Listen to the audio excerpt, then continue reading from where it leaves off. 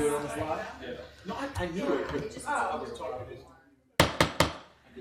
Good morning. The June 10th, 2024 meeting of the Anne Arundel County Council is now in session. Today is Amendment Day. We are here to consider amendments to the proposed FY25 budget. Please silence all electronic devices at this time. Mr. Smith will lead us in the invocation. Please stand.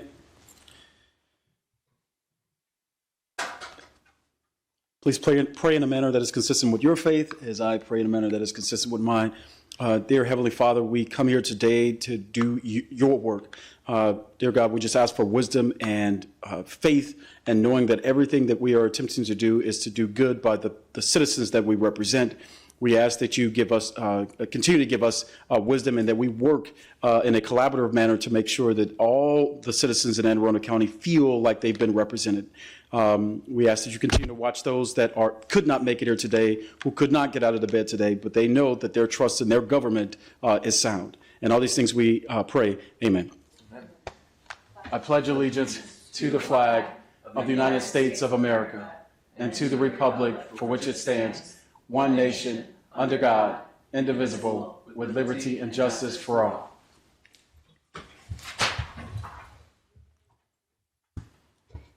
Is there any item any council member would like to place on the agenda at this time? Seeing none, may I have a motion that the partial reading of any bill, resolution, amendment to a bill or resolution, or minutes constitutes the reading of the whole? So moved. Is there a second? Second. All in favor? Aye. Aye. Opposed? The motion carries. Madam Secretary, please read the title of Bill number 33-24. Bill number 3324, an ordinance concerning annual budget and appropriation ordinance of Anne Arundel County. Is there any discussion of the budget of this bill before we move forward? Seeing none. May I have a motion to vote on amendments numbers 1 through 41 as a block? Second. Madam Secretary, please call the roll on the motion to block amendments 1 through 41. Mr. Smith. Aye. Mr. Volke. Aye. Ms. Hummer. Aye. Ms. Fiedler. Aye. Ms. Rabian. Aye. Ms. Ledbetter. Aye. And Ms. Pickard. Aye. 7 in the affirmative, none in the negative. The motion to block amendments 1 through 41 to vote on them has been adopted. Madam Secretary, please read amendments 1 through 41. Amendment number 1 reduces Board of Education administration of $110,800, mid-level administration $226,100, instructional salaries and wages $1,116,500, textbook and classroom supplies $28,000, other instructional costs $180,600, pupil services $29,900, pupil transportation $278,000, operation of plant $410,000, fixed charges $545,000, and special education $245,500 by $3,170,400 to reflect the delayed opening of the New Village Academy Public Charter School $3,040,400, and update annual liabilities contribution to the self-insurance fund $130,000. Amendment number 2 reduces contractual services by $10,000 for other professional services based on the administration's analysis of expenditure history. Amendment number 3 reduces contractual services by $50,000 for water and sewer $30,000, and for fuel oil $20,000 based on estimated expenditures for FY24 plus inflation and weather volatility. Amendment number 4 reduces contractual services by $80,000 for other services based on a transit service rate increase consistent with 2024 and use of average monthly payments to estimate costs and adjusted to the administration's advice that recent invoices are higher than the 6-month average. Amendment number 5 reduces personal services by $500,000 for turnover based on historic turnover and the number of vacancies, but adjusted to support the Department of Public Works' new hiring efforts. Amendment number 6, capital program, delete $70,000 of FY26 miscellaneous funds. Amendment number 7, capital budget, deletes $80,000 of FY25 PAYGO. Amendment number 8, capital program reduces FY26 bonds by $200,000. Amendment number 9, capital budget reduces FY25 pay-go by $14,000. Amendment number 10, capital program reduces FY26 bonds by $495,000. Amendment number 11, capital program reduces FY26 bonds by $337,000. Amendment number 12, prior council approval reduces prior approved bonds by an additional $1,112,000. Amendment number 13, capital program reduces FY26 bonds by $513,000, FY27 bonds by $408,000, and FY28 bonds by $72,000. Amendment number 14, prior council approval reduces prior approved bonds by $170,000. Amendment number 15, prior council approval reduces prior approved public safety impact fees by $90,000. Amendment number 16, prior council approval reduces prior approved bonds by $1 million. Amendment number 17, prior council approval reduces prior approved pay-go by $90,000. Amendment number 18, capital budget deletes $488,000 of FY25 bonds. Amendment number 19, prior council approval reduces prior approved bonds by $2,383,000 and prior approved highway impact fees District 4 by $316,000. Amendment number 20, capital budget reduces FY other state grants by $80,000. Amendment number 21, prior council approval reduces prior approved other state grants by $250,000. Amendment number 22, capital program reduces FY29 developer contribution funds by $550,000. Amendment number 23, capital budget reduces FY25 bonds by $500,000. Amendment number 24, prior council approval deletes $3,554,000 of prior approved miscellaneous funds and reduces prior approved bonds by $300,000. Amendment number 25, prior council approval reduces prior approved bonds by $64,000. Amendment number 26, prior council approval reduces prior approved highway impact fees District 1 by $290,000. Amendment number 27, capital budget deletes $275,000 of FY25 bonds. Amendment number 28, prior council approval reduces prior approved bonds by $553,000. Amendment number 29, capital budget reduces FY25 highway impact fees District 2 by $157,000. Amendment number 30, capital budget reduces FY25 bonds by $146,000. Amendment number 31, capital budget reduces FY25 bonds by $315,000. Amendment number 32, prior council approval reduces prior approved bonds by $197,000. Amendment number 33, prior council approval reduces prior approved bonds by $84,000. Amendment number 34, capital budget deletes $90,000 of FY25 bonds and reduces FY25 ARP grant funds by $249,000. Amendment number 35, capital budget reduces FY25 pay-go by $63,000. Amendment number 36, capital budget reduces FY25 bonds by $100,000. Amendment number 37, capital budget reduces FY25 bonds by $400,000. Amendment number 38, prior council approval reduces prior approved MD waterway improvement funds by $89,000. Amendment number 39, prior council approval reduces prior approved bonds by $69,000 and prior approved MD waterway improvement funds by $15,000. Amendment number 40, prior council approval reduces prior approved bonds by $177,000 and prior approved MD waterway improvement funds by $189,000. And amendment number 41, capital budget reduces FY25 water bonds by $1,339,000. Thank you. Good job on that.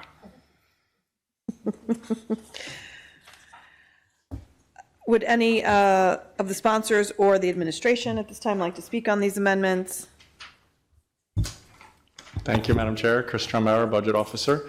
Happy to be here this morning at this very early hour on Monday morning. These amendments are operating in capital that the auditor recommended and that the administration agrees with.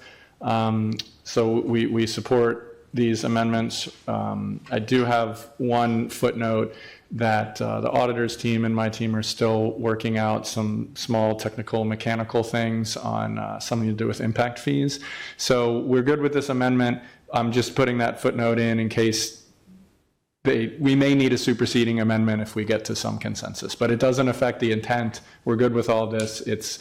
Impact fees are complicated, and we're trying to make sure both sides agree on exactly the mechanics of how to do what one of these amendments does. So just planting that in your ear. All that being said, we're good with this. Fantastic. Ms. Rodvian? Thank you. I just thought this would be a good time to say thank you to the Madam Auditor and the Auditor's Office, because this 41 amendments are the result of an enormous amount of work by the Auditor's Office, and we fly through them because you've done all the work already. So thank you to the Auditor's Office and Madam Auditor. Is there a motion to adopt amendments? Motion to adopt. Is there a second? Second. Any other further discussion from my colleagues on amendments 1 through 41? Madam Secretary, please call the roll on amendments 1 through 41. Mr. Smith? Aye. Mr. Volkey? Aye. Ms. Hummer? Aye. Ms. Fiedler? Aye. Ms. Rodvian? Aye. Ms. Ledbetter? Aye. And Ms. Pickard? Aye. 7 in the affirmative, none in the negative. Amendments 1 through 41 to Bill 3324 have been adopted. Okay. Good work, everybody. Madam Secretary, please read amendment number 42. Amendment number 42 reduces contractual services by $50,000 for other professional services based on expenditure history. This was introduced by Ms. Fiedler, Ledbetter, and Mr. Volkey. Someone going to speak on this amendment? Certainly. Mr. Volkey? Thank you, Madam Chair. So this is the first of a few amendments that were auditor recommended, but where administration disagreed. Specifically, the administration thought that these were not cuts that should be moved forward, so that's why they were not in the last tranche of amendments. But with that, this is the first, of those cuts. So with that, I would move the amendment. Is there a second? Second. Would the administration like to respond to amendment 42? Thank you, Madam Chair. Chris Tremar, Budget Officer. So we spoke to this at the time of the auditor's recommendations and the admin response. We did compromise, and we agreed to a $10,000 cut here. This amendment would go further. And I'll just reemphasize that the additional funding, this is more funding than historically, but it's because there's a increase in activities for the nonprofit center at Crownsville and also the new office for Hispanic, Latino, and multicultural affairs. So these funds support those activities. So we would urge you to reject the amendment. Any further discussion on amendment 42? Madam Secretary, please call the roll on amendment 42. Mr. Smith? Nay. Mr. Volkey? Aye. Ms. Hummer? Aye. Ms. Fiedler? Aye. Ms. Rodvian? Nay. Ms. Ledbetter? Aye. Ms. Pickard? Nay. 4 in the affirmative, 3 in the negative. Amendment number 42 has been adopted. Madam Secretary, please read amendment 43. Amendment number 43 reduces contractual services by $185,900 for data processing hardware, $167,900, and office equipment, $18,000, based on the county's computer replacement policy, which is in the responsibility of the Office of Transportation. Are you the spokesman today? Looks that way. Okay. Mr. Volkey, this is your I amendment? think Ms. Fiedler's dealing with an illness, so we're going to try to limit her need to have to speak. So with that, this again is part of the tranche of amendments that are the auditor recommended, but administration disagreed. And so the auditor's already given her basis for why this cut makes sense. Certainly the admin will have a contrary position, but I would move the amendment. Is there a second? Second.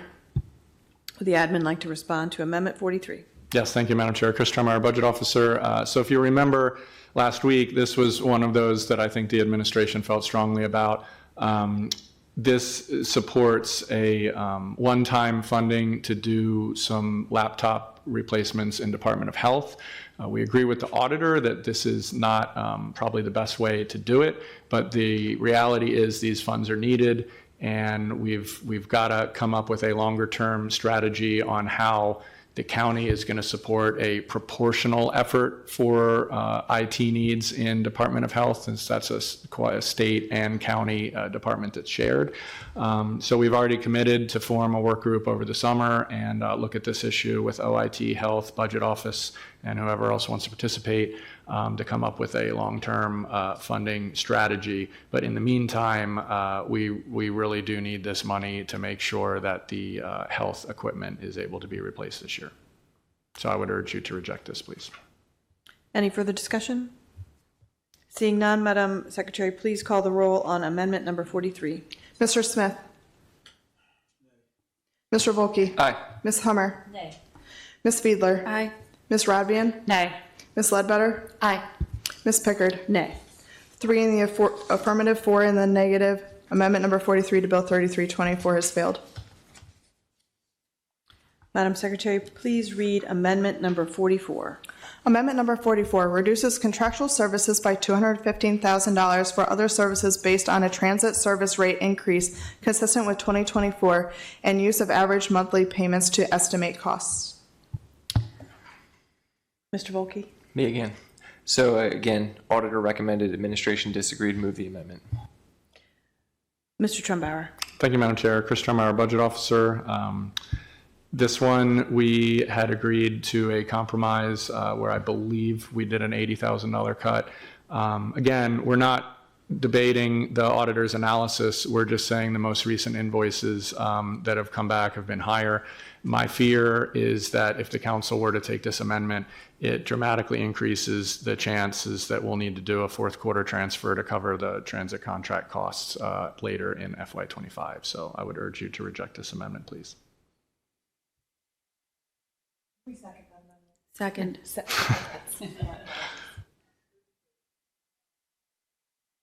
For my colleagues? Seeing none. Madam Secretary, please call the roll on amendment number 44. Mr. Smith? Nay. Mr. Volkey? Aye. Ms. Hummer? Nay. Ms. Fiedler? Aye. Ms. Radvian? Nay. Ms. Ledbetter? Aye. And Ms. Pickard? Nay. 3 in the affirmative, 4 in the negative. Amendment number 44 has failed. Madam Secretary, please read amendment number 45. Amendment number 45 reduces personal services by $1,100,000 for turnover based on historic turnover and the number of vacancies. Mr. Volkey? Thank you, Madam Chair. This again is an auditor recommended cut. This is something the administration disagreed with. Move the amendment. Second. Mr. Trumbauer? Thank you, Madam Chair. Chris Trumbauer, Budget Officer. This was a recommendation that we met the auditor basically at halfway. We felt comfortable with giving $500,000 of turnover here, but again, given the increased effort that DPW has been making and will continue to make in this fiscal year, we didn't want to limit their ability to hire their vacancies. So we think that taking the full 11 or 1.1 million would leave them too tight. So we would ask you to just support the compromise that we already passed in the previous amendment and reject this one. Any further discussion on amendment number 45?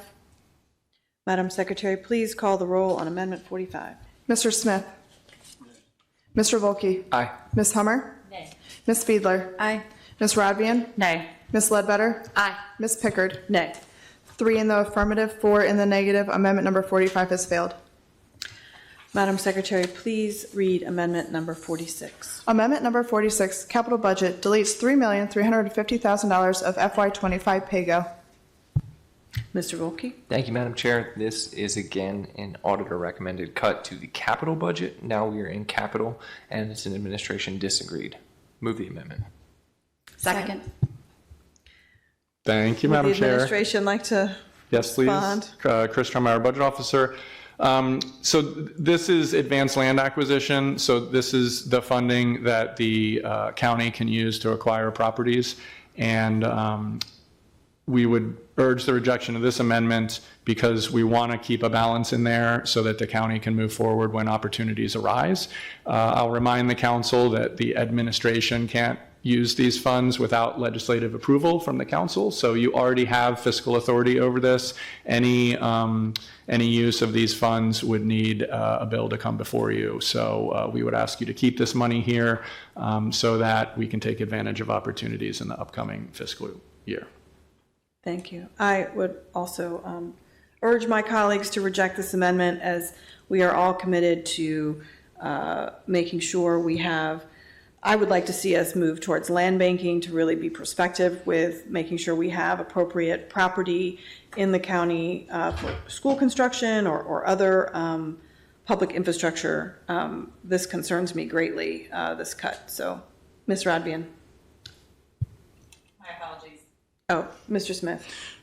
Mr. Trump, I'm certainly a fan of this pool of resources. I'm just putting on record, I do have an interest in land by Jessup Elementary School behind where there's a block of land behind it that I hope we can look into potentially procuring, because Jessup fills up.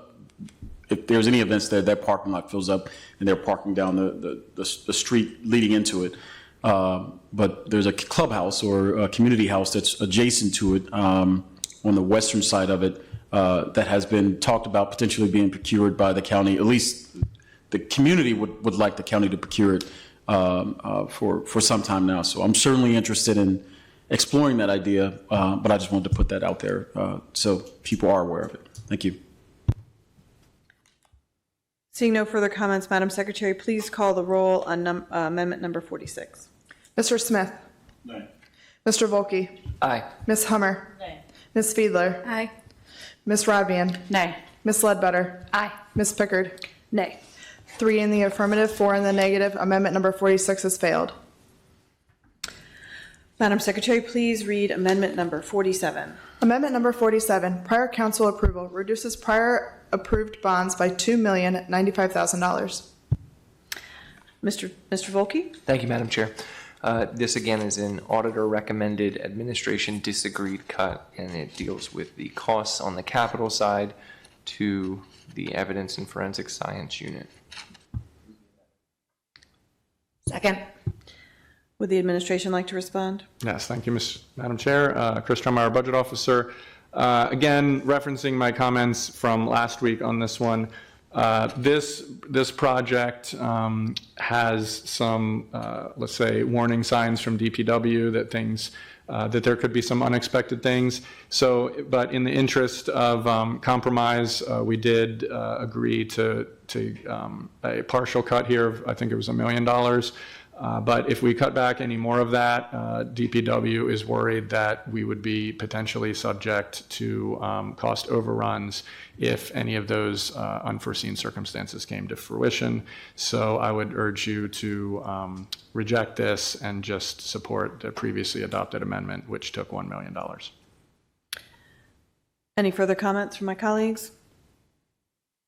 Seeing none, Madam Secretary, please call the roll on amendment number 47. Mr. Smith. Nay. Mr. Volkey. Aye. Ms. Hummer. Nay. Ms. Fiedler. Aye. Ms. Radbian. Nay. Ms. Ledbetter. Aye. Ms. Pickard. Nay. 3 in the affirmative, 4 in the negative. Amendment number 47 has failed. Madam Secretary, please read amendment number 48. Amendment number 48, capital budget, reduces FY25 bonds by $700,000. Mr. Volkey? Thank you, Madam Chair. This is the last of this tranche of amendments, which are the auditor recommended, administration disagreed. And again, this was addressed previously in the auditor's recommendations and the administration's rebuttal. Move the amendment. Is there a second? Second. Would the administration like to respond? Thank you, Madam Chair. Chris Trumeyer, Budget Officer. So this is for Brooklyn Park Community Center. It's a fairly complex project, and again, very early on, and we spoke to DPW about this, and they are very, very reluctant to give any money at this point. There's already been one unexpected cost that I think was close to $500,000, and they have some needs for furniture and fixtures. So this was one where the department was not comfortable agreeing to any cut, so we would urge you to reject this. Are there any comments from my colleagues? Seeing none, Madam Secretary, please call the roll on amendment number 48. Mr. Smith. Mr. Volkey. Aye. Ms. Hummer. Nay. Ms. Fiedler. Aye. Ms. Radbian. Nay. Ms. Ledbetter. Aye. And Ms. Pickard. Nay. 3 in the affirmative, 4 in the negative. Amendment number 48 has failed. Madam Secretary, please read amendment number 49. Amendment number 49 reduces Board of Education administration of $110,800, mid-level administration $226,100, textbook and classroom supplies $7,000, other instructional costs $137,100, pupil services $29,900, pupil transportation $278,000, operation of plant $410,000, and fixed charges $88,300, and increases to instructional salaries and wages $904,300, and special education $382,900. These changes reflect reductions associated with the delayed opening of the New Village Academy Public Charter School, $3,040,400, and the annual liabilities contribution to the self-insurance fund, $130,000, and increases to pay teachers for lost planning time when covering classes due to absenteeism, $2,162,100, restore 8 full-time equivalent teaching positions to address elementary school class sizes that may exceed 30 students, $667,200, support pre-kindergarten private provider programs, $41,000, and implement virtual tutoring and homework help programs after school hours, $300,000. The remainder of the pre-kindergarten private provider programs are expected to be included in the supplemental budget with the additional grant funds proposed. Thank you, Madam Secretary. This is actually my amendment. We worked very closely with the Board of Education, as we knew we were going to be delaying the opening of the New Village Academy, so that meant $3 million to repurpose, as the Board of Education budget was not fully funded. I think it was wise of us to collaborate with the school system as to what their priorities were, and this is where they landed. Move to adopt. Madam, Second. Madam Secretary, could I be added as a co-sponsor? Yes. Thank you. And same here, please, too. Ms. Hummer to be added. With the I'll administration. follow up with that as well. Thank you, Madam Chair. Chris Trump, our budget officer. Administration has no objection to this. As I said last week, realizing any of the recommended cuts associated with the charter school delay, we just wanted to make sure it went back into the Board of Ed. But on the specifics, I think we'd defer to the board. There do seem to have representation in the back if they wanted to come up, but we have no objection as the administration. Mr. Stansky, did you want to comment on this amendment? It's always good to have them on the record.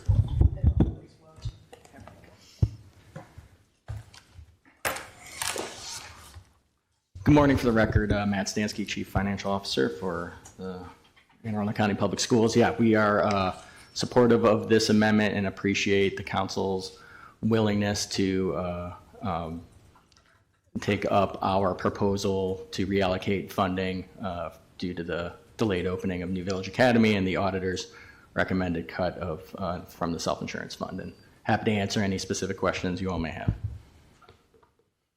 Ms. Radvian? Sorry, I keep turning off my mic. Just for clarity's sake, can you speak to the planning time for class coverage? That we are repurposing a big portion of this $3 million into that category, and I think it would be helpful for not only the council but the public to understand the mechanics of that. Sure.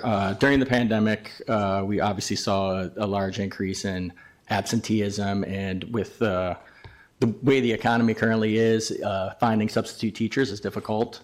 And so we negotiated a payment to teachers who had to cover classes during their planning period, so that with the idea that they would be then planning on nights and weekends. And so that payment was afforded to them in recognition of that missed planning time. And so this was obviously ESSER funded through this current school year, and we had an agreement with our Teachers Association to continue that payment moving forward. Thank you. If there are no further comments, seeing none, Madam Secretary, please call the roll on amendment number 49. Mr. Smith. Mr. Volkey. Ms. Hummer. Ms. Fiedler. Aye. Ms. Radbian. Aye. Ms. Ledbetter. Aye. Ms. Pickard. Aye. 6 in the affirmative, 1 in the negative. Amendment number 49 has been adopted. Madam Secretary, please read amendment number 50. Amendment number 50 reduces grants, contributions, and other by $2,600,000 to decrease the contribution to the Revenue Reserve Fund, reduces grants, contributions, and other by $900,000 in the contribution to other fund to decrease the one-time contribution to the Public Campaign Financing Fund. Mr. Volkey, this is your amendment. Thank you, Madam Chair. Yes. So this amendment does two things, as the Secretary just read in. The first is with respect to the Revenue Reserve Fund. So I've been a big proponent for years of trying to maximize the money that goes into the Revenue Reserve Fund. But at this point, yeah, Mr. Trumbauer, I see you. But at this point, I was going to point that out. of course you were. But at this point, we do have a lot of money in that fund, and we have really grown that over our time on the council. We've moved from a 5% ceiling to now I believe we're at an 8% ceiling. And so we have put a lot of money in that. And in this budget where we are raising taxes and then putting a lot of money into the rainy day fund, as it's sometimes called, to me, it just doesn't necessarily equate one-to-one. So the $2.6 million, and I know that Mr. Trumbauer is going to make some points on this, but I'll bring it up. The $2.6 million is roughly equivalent to the cost that is being raised by the income tax increase that is on the middle level of taxpayers. So as we know, the first amount, I think it's $50,000 that you make as a taxpayer is taxed at one rate, and then there's the middle rate, and then there's the highest rate. And so there is an increase in that middle rate number. And this $2.6 million is roughly the amount that would offset that. Now, the point that Mr. Trumbauer will make, and I'm going to get there first, is obviously this is one-time money that's being put in there, whereas the income tax is recurring money. However, based on other cuts that we are proposing, ultimately, there would be sufficient funds that if this council were to cut some other things, we could take the recurring money and not have to increase the income tax rate the way that we are proposing to do it in this budget as of now. So that's the first piece of it. That's how the 2.6 number came about. The second piece of it is the $900,000 from the public campaign funding program. So again, I was not a supporter of that to begin with, but if the county executive is going to fund it, I think that we should not be increasing people's taxes to fund that. And so this keeps a nominal amount of money in there, $100,000. It does not defund it entirely, but it does say we're going to reduce this by a significant amount, and that amount of reduction is $900,000. So with that, I would move the amendment. Second. Mr. Trumbauer. Thank you, Madam Chair. Chris Trumbauer, Budget Officer. So the sponsor's narrative was that there's a lot of money in the rainy day fund. I'll just remind him and everyone that this is proportional. So it's 8%. So that money, and our policy is to maximize it. So of course it's going to grow every year because when the budget grows, that 8% grows as well. So I think you can. If you support keeping that proportional amount in there, you should reject this amendment. The second thing is, and thank you for bringing up my argument ahead of time, like any good lawyer would do, Mr. Volkey, but this is one-time money. Regardless of what other amendments are coming for recurring, you can't use one-time money to swap out for recurring unless you want to create a structural deficit. So I would urge the council not to do that. And regardless of whether you want the rainy day fund to be X, Y, or Z, making a one-time revenue reduction and justifying it that you're going to offset a recurring cost, it creates a structural deficit. So the second point on the Public Campaign Finance Fund, so this is a fund that was created with legislation that the council passed. It doesn't make sense to have this fund if you're not going to put funding in it. That funding won't be available to candidates until July 1, 2025. But if you don't put any money in this year, it's just going to increase the burden that we have next year to find more money to put in there if you want this fund to be viable. So I would urge the rejection of this amendment. Mr. Volkey. Thank you, Madam Chair. Just a few brief follow-ups. One, it's called taking the sting out of cross, Mr. Trumbauer. That's when you attack the argument first. And the other piece that I would note is, as you can see here on this amendment, the rainy day fund is still going to get $5.2 million. So it's not as though no money is going into the rainy day fund. This is merely reducing it by $2.6 million. And even if the council were to reduce this by the $2.6 million in one-time funding, even if the council were to keep the income tax rate the same and not create the structural deficit that Mr. Trumbauer is referring to, this still would be $2.6 million that could fall to being redeployed in another form or fashion in a supplemental request that will come down tomorrow. So that $2.6 million, it does not necessitate that there be an income tax cut. It simply is sort of looking at that amount of money and trying to come up with a similar comparison. So that's the point that I would make for that. I just want to be clear about that. Thank you. Thank you. Ms. Rodbian. Thank you. I'm just curious, there's part of this amendment that I may be a little bit on the fence about and part of it that I adamantly oppose. Since there's two pieces of it that are rather unrelated, how is this not in violation of the single subject rule in terms of amendments? I can answer that, Madam Chair. If you'd like. That would be perfectly wonderful. Thank you. So this is they're in the finance non-departmental budget. So that's close enough to. So there's many different components. You will recall when I come before you every year and I talk about this, I refer to it as the island of misfit toys. So that's where we put everything else that doesn't fit into a specific department. So both of these things are found in the finance non-departmental budget, and that's why one amendment is appropriate in my non-lawyer opinion. Not bad for a chemistry degree. Thank you. Well, I would ask my colleagues to reject this amendment. We legislated, I think unanimously, to that 8% ceiling, and when it is, when we can, we should be investing in our revenue reserve fund. Right now, we're in a good economy, but that we've seen the downturns in this county, and we've seen that reserve fund nearly depleted. And then, of course, this council also voted to create the campaign public finance program. So I think there are probably candidates out there looking to access that in 2026. And I certainly don't want to put the county in a structural deficit. It took us a while to get out of our structural deficit. Let's not get back in one. Mr. Volkey. I'm going to withdraw this at this time, and I've asked our staff if they can break this into two separate amendments, and then we'll bring those back as maybe 59 and 60. Whoever the second was has to withdraw their second. I'm not sure which one of us went on the record, but if it was me, I withdraw. If it was me, I'll withdraw. Great. Still had a question. Mr. Smith? Briefly, Mr. Trumbo, so even if the 2.6, it would fall to fund balance if it was reduced, correct?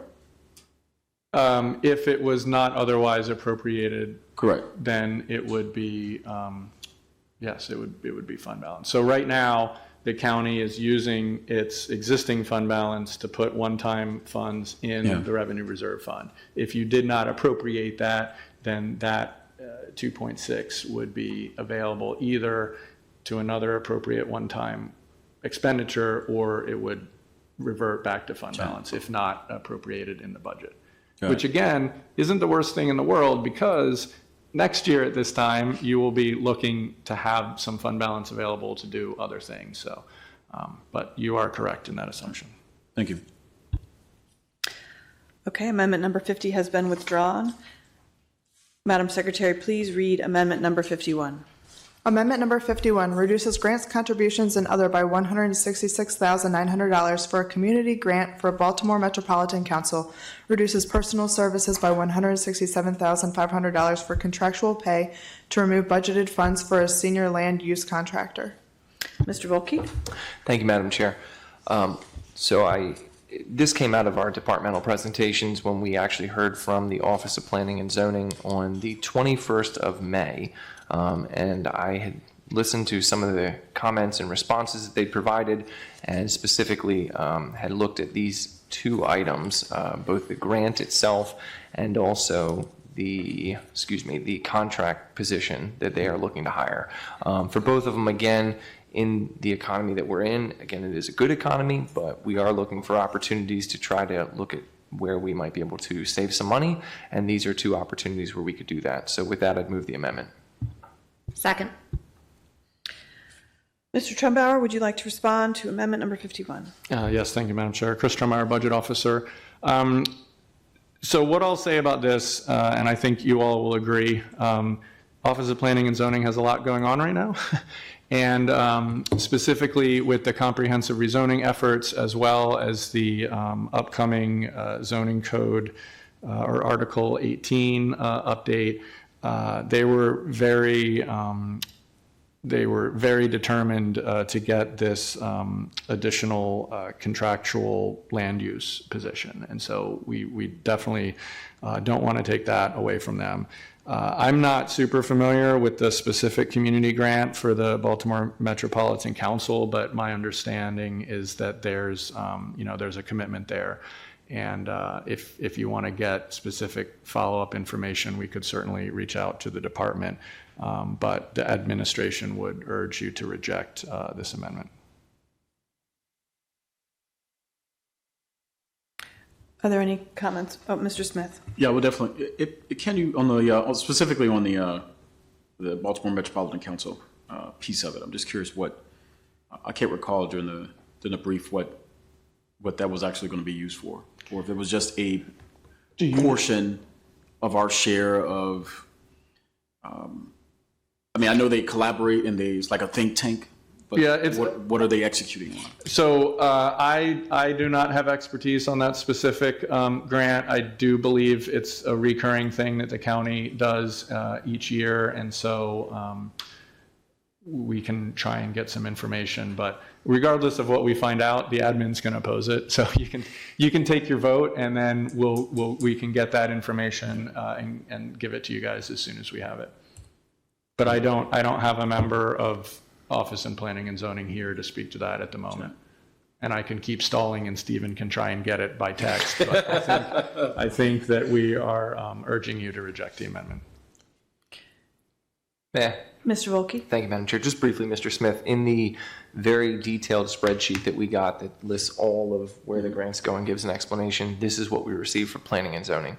Organization, Baltimore Metropolitan Council, purpose description, contractual agreement, funding source, general funds, recommended funding, $166,900. That's it. Right. So that's all we know. It's not, that's, yeah. Yeah, we don't have more than that. Ms. Rodvian? Thank you. A quick internet search, however, I think gives some valuable information. The mission of the Baltimore Metropolitan Council works with the region's elected executives to identify mutual interests and develop collaborative strategies, plans, and programs that help improve our quality of life and economic vitality. And some of the things listed on here are transportation. Well, there's a lot of transportation, as you might expect. Mr. Smith? Oh. Yeah, I understand the need or the desire to make reasonable cuts to this budget, but Anne Arundel County is part of a larger region, and I think we should be funding our collaboration with the Baltimore Metropolitan Council. They take on transportation and other regional issues. There are a lot of issues facing this county economically that don't stop at our borders. So making sure we can collaborate and we have a seat at the table, I think is important. There's no, Mr. Smith? Yeah, Madam Chair, I was just going to say, I'm not necessarily opposed to keeping it. It's just more of, I was really trying to understand what is the value added that we're getting out of it. What was the last project that they proposed that was the data that I was kind of looking for. Certainly willing to be a community partner, totally understand the regional aspect of Anne Arundel County, and committed to that. I'm just sort of looking for value add. But that's where I'm at. Right. Not necessarily opposed to paying our fair share. Madam Chair, if I may. Thank you, Madam Chair. Again, we'll commit to getting more specific information to you on exactly what these dollars support, but I do know that all of the county members of Baltimore Metropolitan Council pay this, and if we were to accept this amendment, we would be the only one that didn't contribute. So I can share that. With no further questions or comments, Madam Secretary, please call the roll on amendment number 51. Mr. Smith? Nay. Mr. Volkey? Aye. Ms. Hummer? Nay. Ms. Fiedler? Aye. Ms. Radbian? Nay. Ms. Ledbetter? Aye. Ms. Pickard? Nay. 3 in the affirmative, 4 in the negative. Amendment number 51 has failed. Madam Secretary, please read amendment number 52. Amendment number 52 reduces contractual services by $10,000 for other professional services based on the administration's analysis of expenditure history. Reduces grants, contributions, and other by $350,000 related to administering community grants, $185,000, and for a reduction in community grant funding to the Annapolis Immigration Justice Network, $50,000, Kind Inc., $40,000, Kingdom Care, Kingdom Care Inc., $50,000, and Luminous Network Inc., $25,000. Mr. Volkey, this is your amendment. It is. Thank you, Madam Chair. I believe the first portion of the amendment, the reduction of 10,000, is just to keep it consistent with prior adopted amendments. Is that right? Correct. Okay, thank you. Passed, we would need to do an updated one. Understood. So that's the reason for the initial portion. That's not new based on what this council's already considered and passed. The second portion, which starts with reduces grants, contributions, and other by $350,000, that is the portion that is really the meat of this amendment. So I'm going to go through each of these grants and just note what they are. The first is the Annapolis Immigration Network. That is a legal assistance program, and so that is the county funding legal assistance for folks who are here. And I don't have more information than this, but I have read their website and what they do, and I believe that largely helps people who are here who are not with documented status. Kind Inc., that grant is for legal aid and social services for unaccompanied immigrant children. So again, that is the county funding for individuals who are here in the county without lawful status. Kingdom Care Family Support Center, so they've recently been in the news for some challenges that they had with respect to grants and other funding that was being secured at the state level, and quite candidly, based on that, it was concerning to me that we are continuing to fund them. And then Luminous Network, if you go down to that one, that is, again, immigrant services that are being funded, and again, that is the county funding individuals who are here in the county. I'm not positive whether they're with or without status. That's not specified in the document that we have, but those are the amendments. Those are the specific things that each of these organizations is indicating to us that they will be funding with the monies that are received from the county. So with that, I would move the amendment. Is there a second? Second. The administration like to respond? Thank you, Madam Chair. Chris Stromeyer, Budget Officer. So these, I believe that these grants are part of the Community Support Grant Program that's administered by ACDS, and I'll just remind the council that is a competitive program. So we put out essentially a call for applications, I think back in December or January. Community organizations submit requests, and then that's reviewed through a panel. Again, it's run by ACDS. And so these have all been vetted, and these have all been moved forward out of a quite voluminous amount of applications. These are the ones that emerge from that process. So I think the administration would oppose this and doesn't support cherry picking ones in or out of that competitive process. So we would urge the rejection of this amendment. Ms. Radbian. Thank you. I find this amendment troubling because this really sort of singles out some of the most vulnerable people in our county.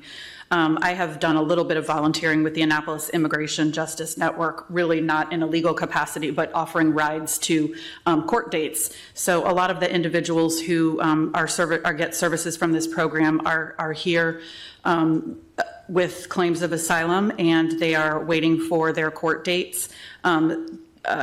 Kind is is the same, is very similar to the Annapolis Immigration Justice Network, except it focuses work on children. So we have people that have largely Central American, but other parts of the world too, who have sometime left their homes with threats of horrible violence, with nothing but the shirt on their back, have walked thousands of miles to come to a place where maybe they had some sense of community, some family members, something that they could hold on to get here. And they are basically looking for a path to live a life not in fear of violence and threat of violence. And again, literally have walked thousands of miles from Central America. So these are our most vulnerable. They're folks that work in our communities, they're students in our schools, they're our neighbors, and they have been through enough suffering, and if we can afford to offer them any help, I believe we absolutely should be doing so. I would urge my colleagues to reject this amendment.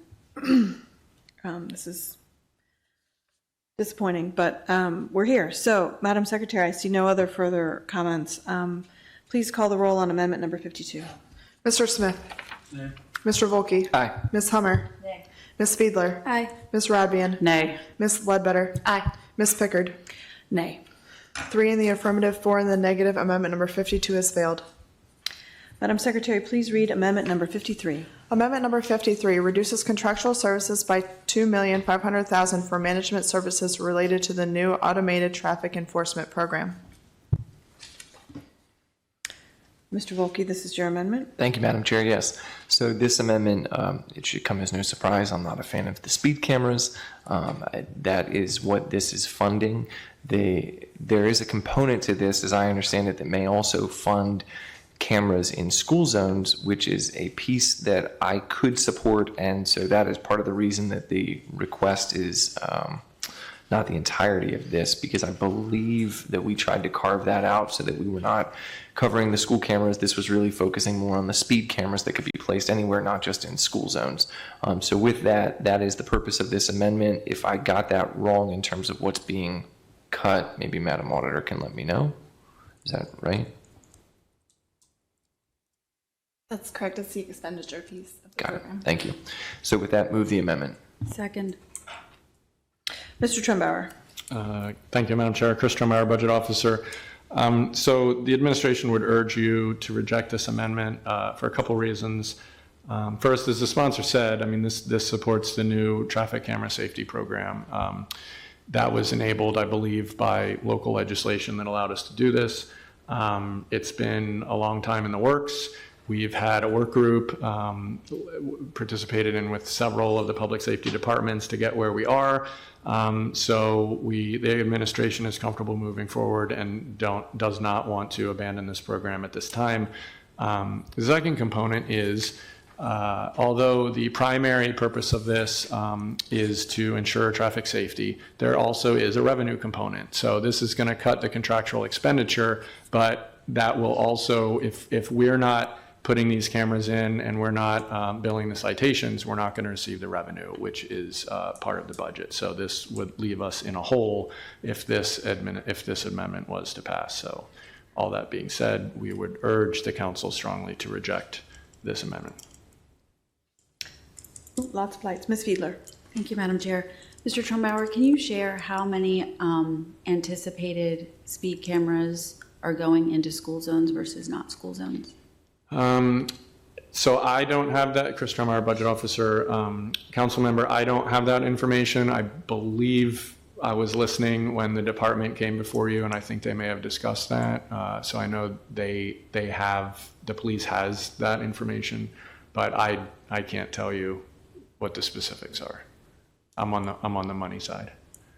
Understood. The reason I ask the question, Madam Chair, is I think, I could be wrong, but I think if the funds were restricted to only school zones, knowing how many speeding challenges we have in school zones, the share that you're concerned about not making revenue off of could be made up. But not having the numbers in front of you, that's hard to address, certainly. I'm supporting this amendment because when we did pass the speed camera legislation a few years ago, at the time, the state only allowed for speed cameras in school zones, which is why I supported the legislation. Had the state law been what it is today to allow for them basically anywhere, it is unlikely that I would have supported the bill at that time. Understood. But if I may, Madam Chair, I think my understanding of the process for the non-school zones is that it's a community petition. So it would be communities that are worried about safety issues asking the department to come do a warrant study or whatever to see if that would deserve one. So I wanted, I guess, to assure you that we're not willy-nilly putting them around, that it's a community-driven process outside the school zones. Mr. Smith. Thank you, Madam Chair. Mr. Trumbauer, knowing that, is it possible to ensure that whenever they, or actually I would say before the decision is finalized, during that community process, can this council be made aware, or at least members, for whatever district that they're going in, that those council members can be made aware of where those locations are being considered? Chris Trumbauer, Budget Officer, that it seems like that would be possible to me, but that would be a request, and that may have already been a commitment that I'm unaware of, but that's certainly something we could request, or you could request to the police chief. Sure. But I was tangentially involved in some of the planning meetings, and I believe there is a notification process when there's a camera that's going to be installed. I think it's going to be notified on a public website, and that is the way it's conducted in other counties. Right. But at that point, it's already decided. I'm saying before that process. If you're looking for kind of advance notice on where they're being considered, I think that would need to be a request to the police chief. But Sure. I can't think of a budget reason why we wouldn't do that. That's all I can say. Thank you, Madam Chair. Ms. Hummer. So, as someone who will openly say I have gotten more than my fair share, probably, of tickets in other counties for different red light and speeding things, that they are an annoyance, but they work, because now I'm much better about that in the locations where I had. And I will say, along with public safety, the biggest issue I hear from my constituents is road safety when it comes in for speeding. And so this is a common request all over. The fact that communities will be able to request this as part of their traffic calming is important. I had a presentation in my district a month or so ago, and the captain did tell us, already had a list of the schools and the order that they were going to be put in at school zones, and that was the top priority right off the bat. And I think that will make a big difference. And so I'm actually looking forward to these coming in, because I hope it's going to make the county safer. And the added funds will be helpful as well, but main thing for me is safety, and hopefully I will not be contributing to the added funds when they come in play. So I will not be supporting this amendment. Yeah, I would just like to second my colleague, Ms. Hummer's comments. Traffic calming and speeding in our communities is one of the most frustrating constituent concerns that come across my email, and I don't, this is just another tool in the toolbox. People need to slow down, not just in school zones. And I don't know why we would be doing this, but here we are. With no, Mr. Volke, did you have your light on? You just ready to vote? No, I have my light on. Oh, okay, Thank you. Go ahead. Thank you. So I will just note one point that I've always found interesting about programs like this. They are regressive in nature, as my colleagues I'm sure can understand, right? And so they disproportionately affect people at the lower end of the income scale at a much greater level than people at the higher end of the income scale. It's because the problem is that the fees and the fines that come out of these programs are flat, obviously.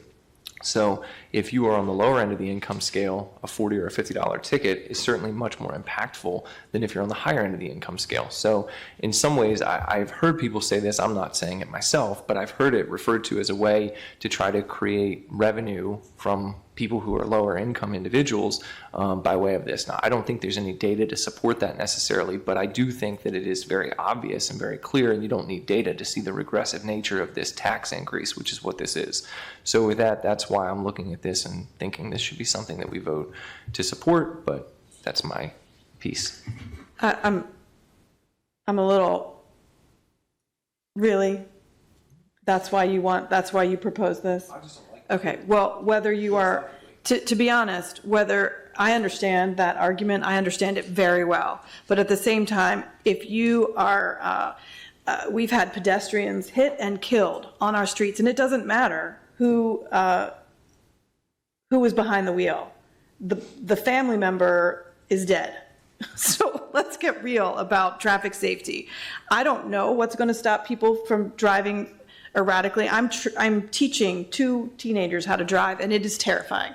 So I think we need every tool in the toolbox to keep our roadways safe. Ms. Rodvian. Thank you. I would love to see this program move to a path that isn't as regressive, because I do agree with you on that point. At the same time, I see this as efficient law enforcement that addresses a real problem of road safety. We've had some horrific traffic deaths, both in the city and out of the city in Annapolis, including a very recent one who I would just like to offer my condolences to, a 5th grade, sorry, not 5, I got the 5 in the wrong place, 5th grade student in our county public school system who died as a result of a traffic accident. So I think, we need to be using law enforcement tools in the most efficient ways that we can. And I think this is a very efficient way to encourage people to follow the rules of the road. So think about it. Should just say one more last thing for the. I hope the county, because I have mixed feelings about speed cameras. Just to say that for the record, but I just want us to be focused. The county should be focused 100% on public safety. I would not want the county to even care about it being a revenue generator. Like, I don't want that to ever be the emphasis of why we're doing something like this. Because that's not what it should be. Focused purely on safety. If it generates revenue, fine, whatever, to help change behavior. But I hope we don't become like other cities, like DC, for example. It has become a revenue generating source. It just has. And so I just don't want us to ever become that dependent on these when it comes to funding our county budget. That's all. Thank you. Madam Chair. Mr. Trumbauer. Thank you, Madam Chair. Councilmember, I take your point, and I want to make 2 statements. Number one, the process to select where the cameras are going to go is based entirely on public safety. Number 2, what we have seen in other jurisdictions on the revenue is when the program is first installed, there's a fair amount of revenue, but then that goes down over time because of behavior change, right? So everyone knows, okay, stop speeding in a school zone because there might be a camera there. People adjust their behavior. That's good. We are not looking at this at a revenue source, but we're trying to budget accurately because that's what we do, and we do expect that there should be positive revenue this year, hopefully. But then we expect it to go down, and what we're ultimately looking for is just probably to be close to paying for the costs. So we are not doing this, the county executive is not doing this to make revenue, but we do want to try and pay the cost of the contractor. All that being said, the priority far and above anything else is public safety, and that's going to determine where these cameras, the speed cameras, are initially put. And I did get information from the department that their plans are all in school zones at this time. So there are no plans at the moment to be outside of school zones for the speed cameras. That may come in the future. The legislation allows that, but their initial locations are all in school zones. And I'll pass along your request to get advance notification of where those are being planned to the department. Seeing no other lights, Madam Secretary, please call the roll on Amendment 53. Mr. Smith. No. Mr. Volkey. Aye. Ms. Hummer. Ms. Fiedler. Aye. Ms. Radvian. No. Ms. Ledbetter. With the understanding that this amendment would still allow for school zones, aye. And Ms. Pickard. Nay. 3 in the affirmative, 4 in the negative. Amendment number 53 has failed. Madam Secretary, please read Amendment number 54.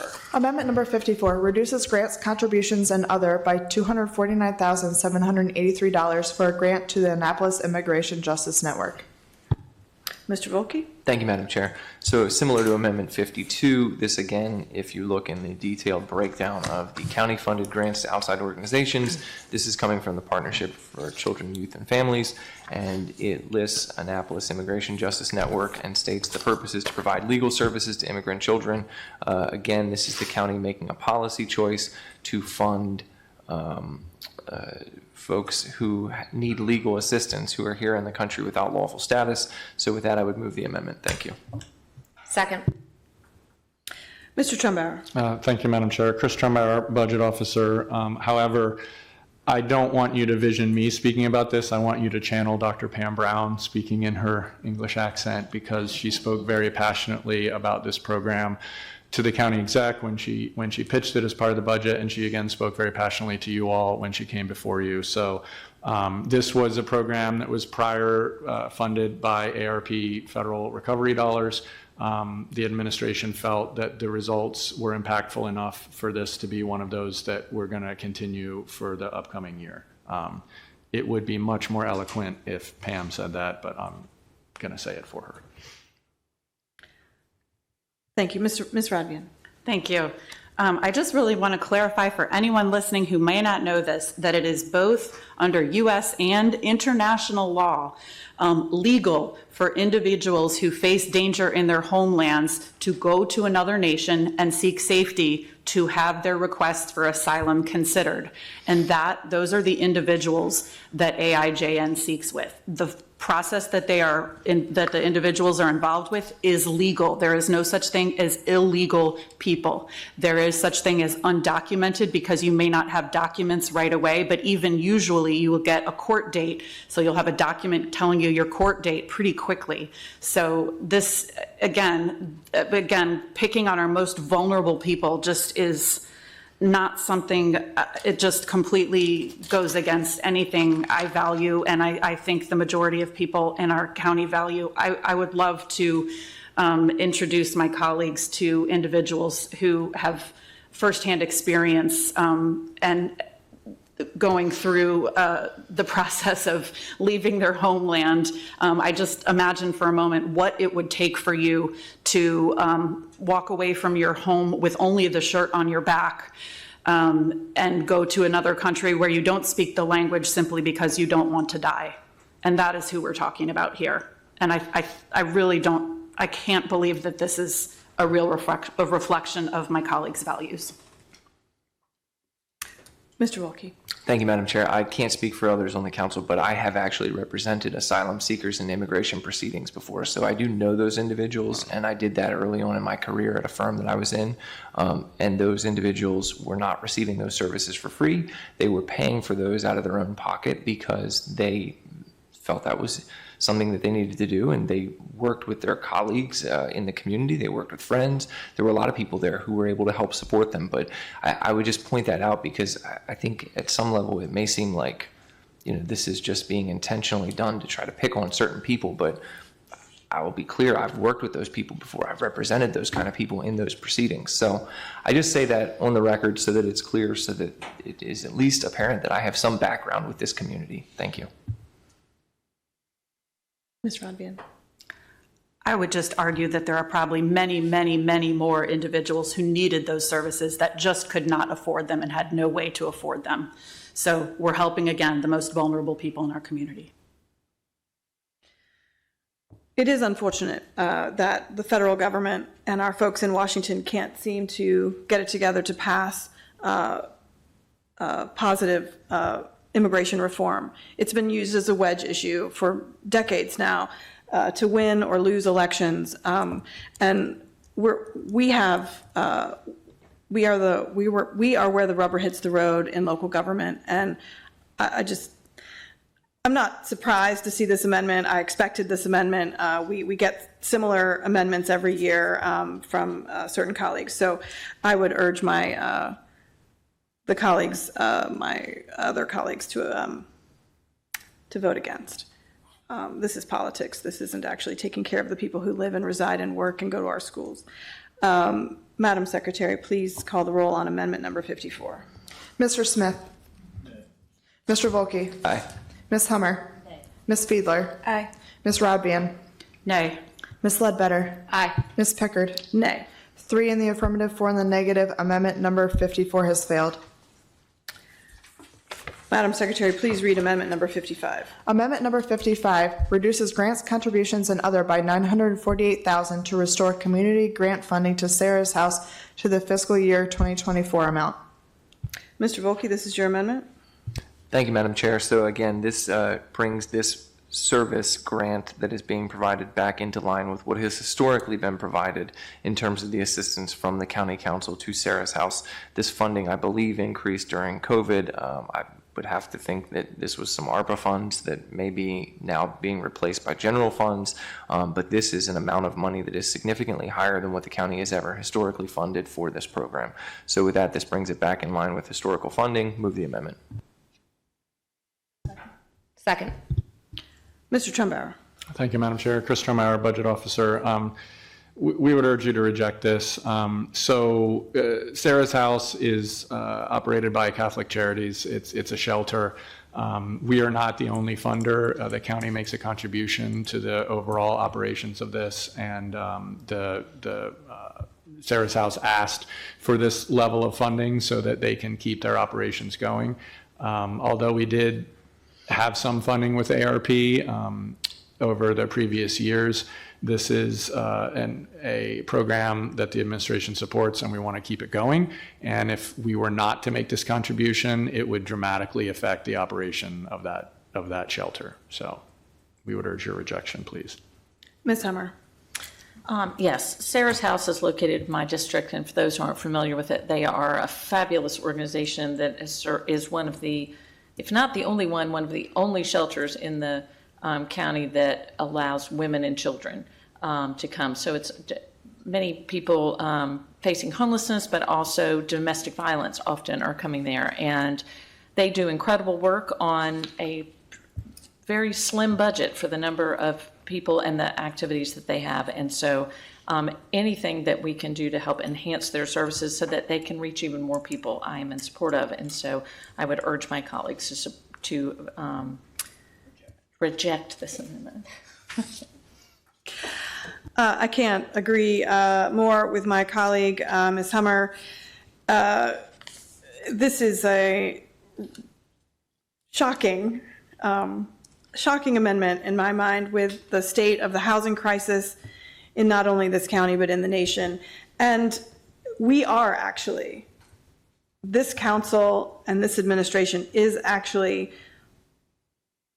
setting policy about housing, and we're not doing the best job of it these days. I don't know how, if we're not going to be serious about our housing crisis, how can we also then support slashing funding for our homeless shelter services, which are lacking in this county? So I strongly urge my colleagues to reject this amendment. Ms. Rodbian. Thank you. I really just wanted to add that, I think the increase in the number here is very much a reflection of the increase in the problem of the housing crisis in our community. I spoke with one of the directors of a homeless shelter that's in my district, and she expressed alarm at the dramatic increase in the number of individuals coming looking for housing, including public school teachers. And so if, we are in such a housing crisis that we, have our own public employees that are stretched so thin, and our housing costs are so high that they're resorting to going to homeless shelters, we have a problem, and this is absolutely not a cut we should be taking. Seeing no other comments, Madam Secretary, please call the roll on amendment number 55. Mr. Smith? Nay. Mr. Volkey? Aye. Ms. Hummer? Nay. Ms. Fiedler? Aye. Ms. Rodbian? Nay. Ms. Ledbetter? Aye. Ms. Pickard? Nay. 3 in the affirmative, 4 in the negative. Amendment number 55 has failed. Madam Secretary, please read amendment number 56. Amendment number 56 reduces grant special revenue fund by $7,975,100 for revenue loss replacement funding from ARPA. Mr. Volkey? Thank you, Madam Chair. This is the money from ARPA that is being replaced in the budget, $8 million worth of it, through the CAO. I'm trying to find where it is. It was in this very detailed, again, The presentation. grant special revenue fund is where you may be looking for. Yeah. Well, in any event, that's what it does. It reduces $7.97 million worth of funding that is basically ARPA money that's now being moved into the general fund. So move the amendment. Is there a second? Second. Mr. Trumbauer. Thank you, Madam Chair. Chris Trumeyer, Budget Officer. So I guess I should take responsibility for this amendment, because if I had properly explained what it was doing, I don't think the sponsor would ever put it forward. This is funding that was the ARP federal law allowed up to $10 million for a jurisdiction to take for revenue loss. Back in when we first got the ARP during the pandemic, we used about $2 million of it to shore up the child care fund, because we were keeping child care going, even though there was, no fees revenue coming in. And then the other $8 million we held in case we were going to need it. That money needs to be expended or encumbered by the end of this calendar year. So while we had been holding it to make sure that there wasn't another use that we needed to offset a revenue loss, we need to then reprogram that under another eligible use for ARP. So instead of doing that, it allowed us to recognize that generally for the county. So this approximately $8 million is, for all intents and purposes, on an accounting level, being converted to regular fund balance. If you make this cut, you've got to cut something else. You've got to cut $8 million of fund balance to offset it. You can't just make this money go away unless, Mr. Volke, you want to give it back to the federal government, which seems a little uncharacteristic. So I would apologize for not explaining it better the first time and ask the council to please reject this amendment. Would the sponsor like to withdraw this amendment or move forward? Okay, take your time. It's been rough the last couple minutes. May I ask a question to Mr. Trumbauer? Go ahead. Thank you. Mr. Trumbauer, can you give some detail then on what the 7.9 is specifically going into, how that's being deployed in the budget as part of the fund balance? Well, essentially, Mr. Volke, you could pick anything that the fund balance, unappropriated fund balance, is being used for, and there is no specific label, because once, from an accounting standpoint, once we've taken that as revenue loss, it becomes regular fund balance, and so you could pick I could pick the most compelling $7,975,000 and tell you that's exactly what it's funding, or you could pick the most objectionable $7.9 million that you don't like, and you could claim it's funding that. So it can fit whichever narrative you prefer. I always appreciate your explanations. So with that, just let me make sure I understand this. So the $7.9 million is the balance of what is left of the ARP funds, right? That you've yet to encumber? That you kind of held back as your last, let's see if we need it or not? Not quite. So at the time that we had the $10 million made available, we declared the whole $10 million as revenue loss. We utilized about $2 million of that in the child, and this was what, FY21, maybe FY22, I can't recall. Stephen would know. But we utilized that for the child care fund. The rest of the $8 million, it stayed on the county's books, but we did not appropriate it because, at my direction as budget officer, I didn't want to appropriate that during the life of ARP, just in case we needed it for another revenue loss situation. Okay. At this point, about to enter the final fiscal year where ARP is available, none of those situations manifested, so we're doing this accounting to turn it into regular general fund. Does that answer your question? Yeah, I think it's enough. All right, I'll withdraw it. It was seconded. Withdraw my second. Amendment number 56 has been withdrawn. Amendment number 50, please read, Madam Secretary, please read amendment number 57. Amendment number 57 reduces grants, contributions, and other by $1,302,500 for the Violence Interruption Program, $582,500, and the Community Health Ambassador Program, $720,000. Ms. Ledbetter, this is your amendment. Thank you, Madam Chair. My understanding from the budget presentation is that these were two programs that were born and or expanded from ARP money, and the funding is now being moved to the general fund.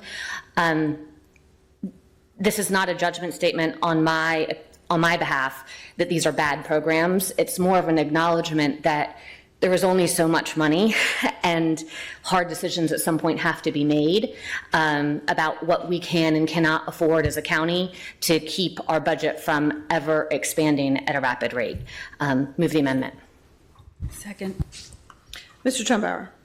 Thank you, Madam Chair. Chris Trumbauer, Budget Officer. We'd urge the council to reject these. Both of these programs are very important. The Health Department feels very strongly about them. I'll also note that for FY25, these, because we're transitioning from ARP, these are funded with one-time funds because the expectation is the long-term sustainable funding may be different. So cutting these would not provide any extra recurring funds to be redeployed. It's one-time funding, but that doesn't matter because the administration would oppose it either way. But the administration supports the Violence Interruption Program and the Community Health Ambassador Program. They've, I think, both been demonstrated to be successful, and the administration would like them to continue in FY25. Ms. Hummer.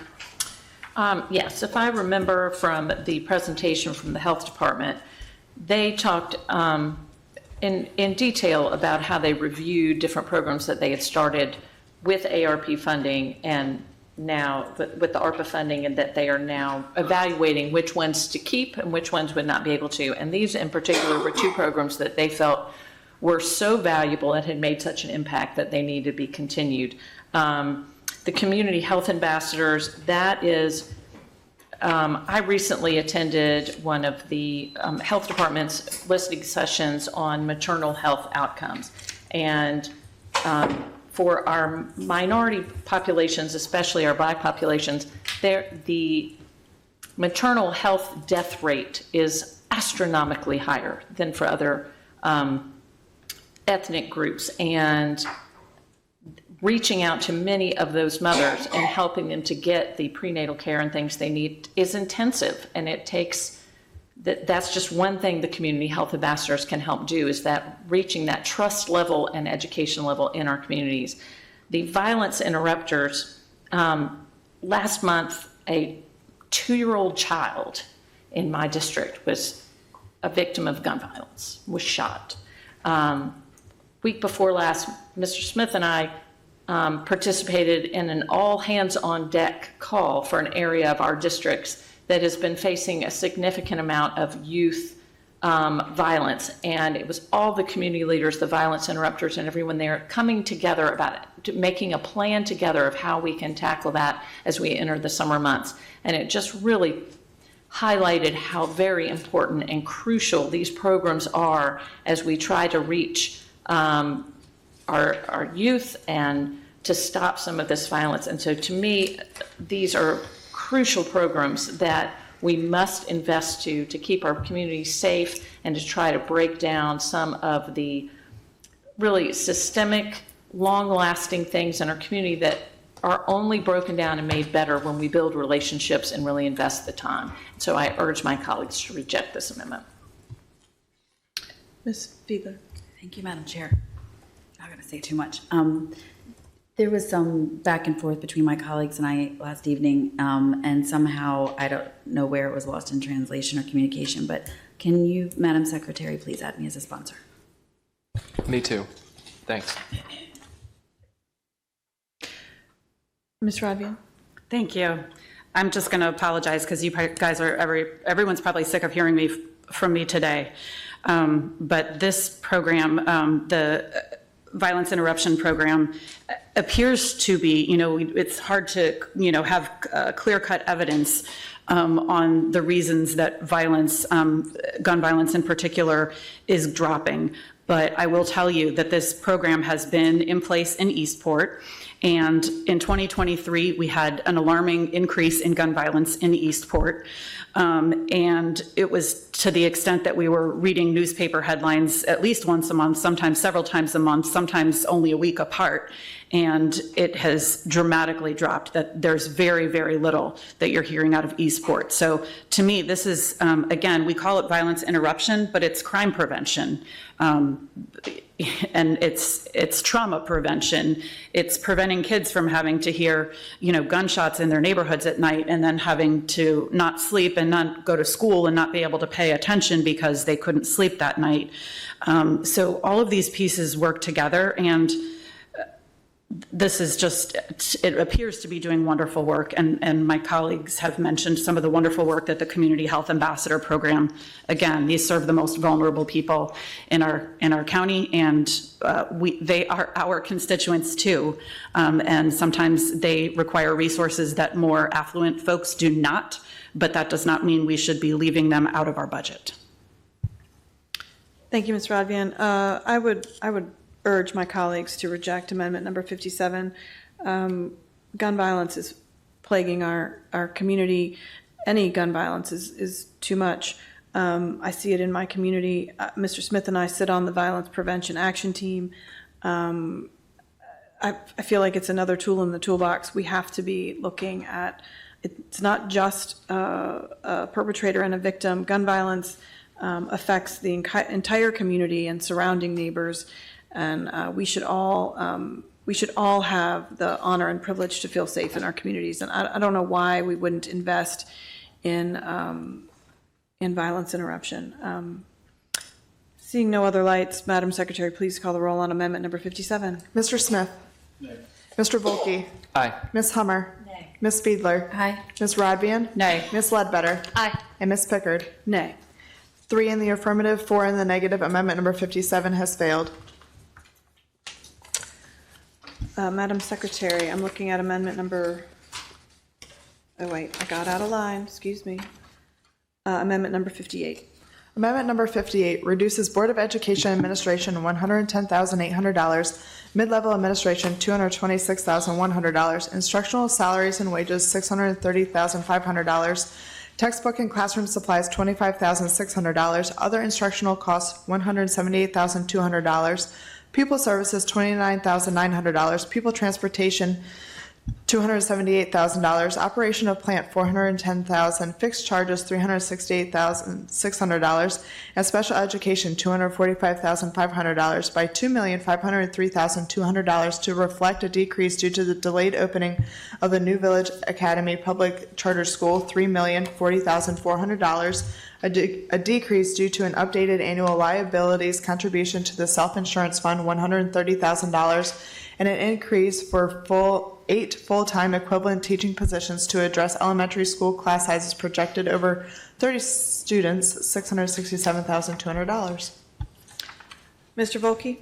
Thank you, Madam Chair. So on behalf of myself and Ms. Ledbetter and Ms. Fiedler, just wanted to clarify what this amendment does. So specifically, this does the same thing that Amendment 49 does, which previously passed the council, in that it makes certain cuts to the Board of Education and then redeploys that money into the Board of Education budget. The difference between Amendment 49 and this amendment is that this amendment only adds in the costs for the teaching positions at $667,200, whereas Amendment 49 went beyond just that and added in $2.162,100, so $2.16 million for the lost planning time, and then put in $41,000 for the support of pre-K private providers, and then put in $300,000 for virtual tutoring and homework help. So those were additional adds that were in Amendment 49 that are not included here in Amendment 58. So I just wanted to clarify that is what this does. It still makes the same cuts, and it puts in the add back, but it only adds back for the teaching positions. Move the amendment. Second. Mr. Trumbauer? Thank you, Madam Chair. Chris Trumbauer, Budget Officer. So on behalf of the administration, we would not support this amendment. I think the administration was comfortable with its overall level of support to the Board of Education, and thought that the previous amendment that reproportioned the New Village Academy funding was appropriate and certainly will be beneficial. But to speak to the specifics of this, I'd probably defer to my counterpart behind my left shoulder if he wanted to come address it. Mr. Stansky?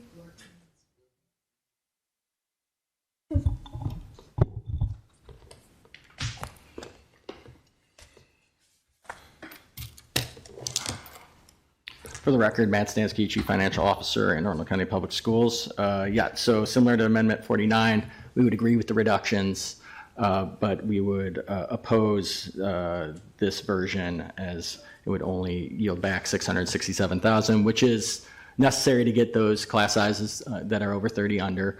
But there's really all three provisions in Amendment 49 that we're adding funding back. We would support, especially the class coverage is a contractual mandate with our Teachers Association. So if that was not funded, we would have to look internally to cut additional funds to fund that, as well as the private pre-K. That's a mandate that was initially 100% state funded, that through budget reconciliation at the state is now a state and local obligation. And so if that were not funded, we would also have to look internally to find additional resources to fund that. And then the tutoring was an ESSER funded initiative that we've had since the beginning of the pandemic, and it is the ability to both tutor and just for homework help virtually for students after school. We've found that it's been fairly successful and would like to continue that program moving forward. But with that, happy to answer any questions. Mr. Volkey? Thank you, Madam Chair. Mr. Stansky, with respect to the largest piece of the add back, which is the $2.162 million that you indicated as a contractual obligation with the teachers as union to be able to fund that. So my understanding is that in the initial iteration of the county executive's budget, that was not funded. Is that correct? Correct. Okay. And when you all came before us during budget presentations, you all did not say, this is a major problem, we need you to put this money in. You all indicated your support and you were happy with the level of funding from the county executive. So I'm assuming you were going to somehow find a way to absorb those costs internally had we not even found these cuts to the budget. If New Village had not been able to, had been on track and was going to start, and you did need that money for them, you would have found a way to fund that in your budget. Is that fair? I think that's a fair assessment, but I would say that I believe in front of the council, and I know with the administration, we communicated there would be some operational impacts by that program not being funded. Certainly. But your statement's fair. Okay. And so with that, the Board of Education was going to find a way previously to make this work, but now sitting here, the concern is that if we were to take this $2.1 million, let's just focus on that piece, and not redeploy that back into the Board of Education budget, that somehow is going to have major operational impacts. Is that fair? I would say it would have operational impacts. Okay. But yeah, I think that's a fair statement. Okay. Thank you. Madam Chair. Mr. Chambera? Thank you, Madam Chair. Chris Tremere, Budget Officer. Mr. Stansky is a humble man, so I want to emphasize when we put the budget together that was in the proposed budget, the Board of Ed was a very good partner and made some compromises that they probably didn't want to do, but they knew in order to maximize what they could do, they worked with us. And so they did an amazing job. And so when you get the ability, because of the New Village Academy delay, to go back and put in some money on some things that they agreed to but were very uncomfortable with, like I think that's a benefit to everybody. So I didn't think he sold it well enough because he's him, but I wanted you to understand what a good partner they were, and now what this opportunity allows us to do, which I think is beneficial both to the county and to the board. Thank you for letting me explain that. Ms. Rodbian? Thank you. I'm going to add a little bit to this too, as a former AACPS teacher and probably someday a future AACPS teacher. The impact on morale here is huge. Teachers are exempt employees, which means they are not paid overtime in any fashion. And this, by its very nature, if you're taken away from your planning period to cover a class, you're losing in the high school something around 80 minutes of your day that now becomes basically your free labor. And if you are in one of the other levels, the difference is the amount of time is different, so there's actually a little bit of built-in inequity there that I hope someday gets resolved. But the point really is that especially the lower scale of the teacher salaries, they're not making bank. In my mind, I think of an exempt employee as someone who's got such high-level skills that they also have the high-level pay that goes with it. Right now, we have teachers who have those very high-level skills but do not have the high-level pay to go with it. And because of their status of not earning overtime, taking away time out of their day and sort of putting extra work on teachers with sometimes very little notice. Sometimes it's like, hey, so-and-so had to go home sick. We need you to cover this class next period. Is pretty brutal in working condition, and knowing that you're at least going to get paid for that extra time is really, really valuable and important to morale. So I will just add that little piece of context. Ms. Fiedler. Thank you, Madam Chair. I just want to make sure that I'm clear on why I'm supporting this amendment. Not suggesting that we should cut $2 million from proceeding as contractually agreed upon, just acknowledging that it was there before and the school system has the ability to pay for it without moving this money into that pot. Thank you. Ms. Ledbetter. Ms. Fiedler just said essentially exactly what I was going to say. What I see here in simple terms is the school system was going to make it work. What we're asking is that the school system continue that commitment to make it work so that we can redeploy or save this money for other benefits. I don't see an amendment to redeploy the $2 million. It appears to me that the three of you are looking to just cut it from the school board budget. I mean, I'm just asking for. Okay, you're not redeploying it. Misstatement on my Okay, part. Ms. Hummer. Mr. Stansky, you said that other cuts would have to be made operationally to cover this. I know from my many years on the school board that we often had to do that if we weren't funded correctly, but we had state mandates or other things, special education mandates that had to be covered, then something else is going to have to give. Could you give an example? I know that you may not have it all worked out, but what were some other areas that may have to be cut in order to fulfill this obligation? So as I've stated earlier, subbing has been a challenge for us for a while, taking a multi-pronged approach, increasing the daily rate that subs make. But also we have permanent subs, which are Unit 4 employees. We have extended day or extended year subs, which are substitute teachers that just show up to a school every day knowing there's going to be a job. That would be the first bucket we'd have to cut, right? That's about $1.4 or $1.5 million, that program that we would have to redeploy, because that's not mandated. This is. We'd probably look at our daily sub line or have to look at some vacancies probably to freeze in order to pay this. May I ask another question? Ms. Hummer. So the reason we have this contractual pay in here, the reason this was negotiated was because we have a number of vacancies. We're not able to get enough substitutes to fill all of our vacancies, so we were having to call in teachers. So if we take this money out, just like y'all would have done before, we'll have to reduce further our limited sub pool that is causing this. And so, I do believe that the school system probably has that as their goal. We would not have as many vacancies. We would be able to hire to fill our spots and recruit enough subs that we could cover everything. We wouldn't have to use teachers. But unfortunately, the reality with teaching right now is that's not there. So by not doing this, we're just, it would be covered by teachers, which means, making it more of a detriment to teachers' planning time and work schedules, and further reducing the pool of substitutes that are available. Correct. Seeing no further lights or comments, Madam Secretary, please call the roll on amendment number 58. Mr. Smith. Nay. Mr. Volkey. Aye. Ms. Hummer. Nay. Ms. Fiedler. Aye. Ms. Radbian. Nay. Ms. Ledbetter. Aye. Ms. Pickard. Nay. 3 in the affirmative, 4 in the negative. Amendment number 58 has failed. Okay. Madam Secretary, please read amendment number 59. Amendment number 59 reduces grants, contributions, and other by $900,000 in the contribution to other fund to decrease the one-time contribution to the public campaign financing fund. Mr. Volkey, this is your brand-new amendment. Yes, thank you, Madam Chair. So again, this splits out the amendment that we looked at earlier and talked about this. We've already previously discussed this. Move the amendment. Is there a second? Second. Mr. Trumbauer.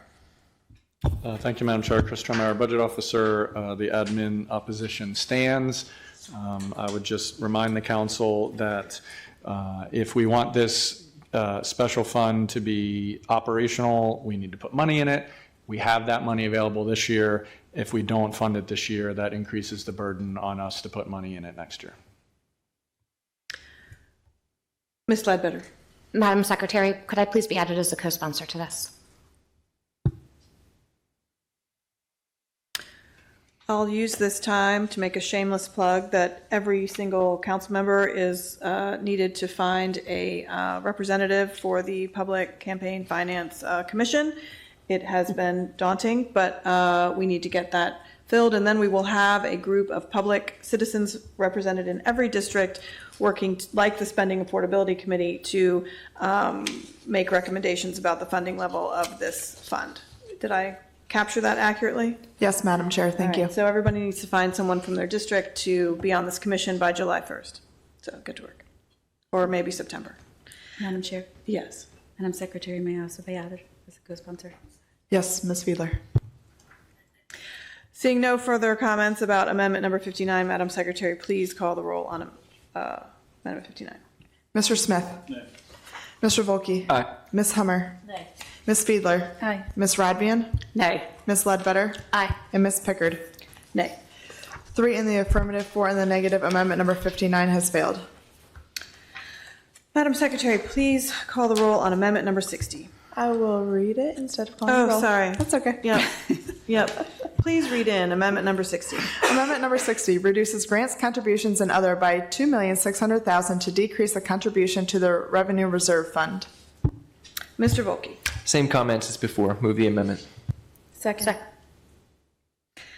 Mr. Trumbauer. Thank you, Madam Chair. Chris Trumbauer, Budget Officer. Again, urge the council to reject this. It's been our long-term policy to maximize the contribution to the rainy day fund at 8%. I'm not going to tell you that the county would fall apart if we didn't contribute 2.6 million. But what I am going to tell you is I don't know what I would say to the rating agencies next spring when we go through that process and they ask why, for the first time in how many years, did the county decide not to follow their policy of maximizing the funding. I guess I would tell them because the council didn't feel comfortable with it or something, but that will put us in a rather odd spot to explain. As you know, the county and the council should share the credit, has gotten that AAA bond rating from all 3 agencies. That's something that benefits county residents because we get the lowest interest rates. So I don't know, honestly, to the sponsor, if this is worth it to save $2.6 million of one-time funding, but I guess we'll find out in a second. Ms. Fiedler. Thank you, Madam Chair. Madam Secretary, please add me as a co-sponsor. Noted. Ms. Radvian. Thank you. Mr. Trumbauer, you answered actually the question that I was going to come back is how this would look. And I guess we're asking you to look into a crystal ball because there's really no way for you to answer how this would impact. I have to say I'm always reluctant to, obviously there's importance of having, a backstop, when emergencies come. At the same time, I look at how we went through COVID and we didn't end up using any of our backstop. Of course, that is largely because we received a ton of federal dollars that, allowed us to leave that in place. But there's always the, I guess this is the question that we've debated, as we've looked at increasing the contributions to the rainy day fund. And this is maybe just reviewing or reconsidering the amount that we consider, because it is money that could be doing something else. And so I really struggle with that. But at the same time, I certainly understand the idea of, or the fears or the concern about jeopardizing a bond rating. So I think that's probably going to prevail for me today, even though I have a hard time letting, money when we have needs, unmet needs, sit unused. Thank you. Madam Chair, can I respond to one thing? Thank you. So thank you for sharing your insight on that, council member.